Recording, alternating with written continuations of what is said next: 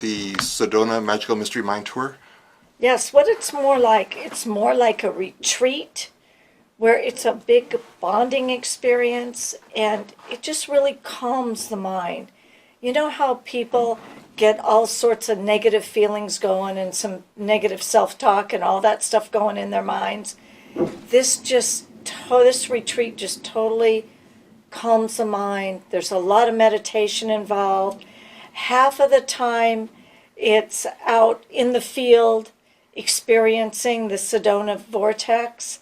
The other half, or less than half really, is maybe some classroom. And there's some hiking involved, mild hiking, so everyone wants to dress casually for this event. You'll get to see the stupa, the medicine wheel, where you'll experience personal healing. Usually there's a pipe ceremony, a drum ceremony, and a spirit dance, which has a lot to do with finding your personal identity, your creative side, a lot of meditation, and just inviting all the blessings into your life.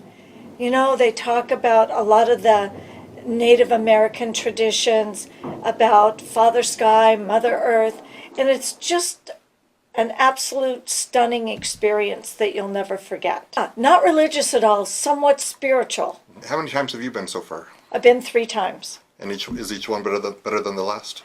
I think so, and each one is different because it depends on the people that are participating and, you know, on the people that can do vigorous hiking. They do special trips for that.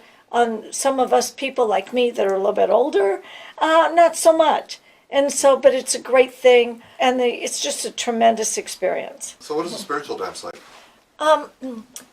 Well, she comes in, and she's 85 years old, and some of these Native American people are so interesting.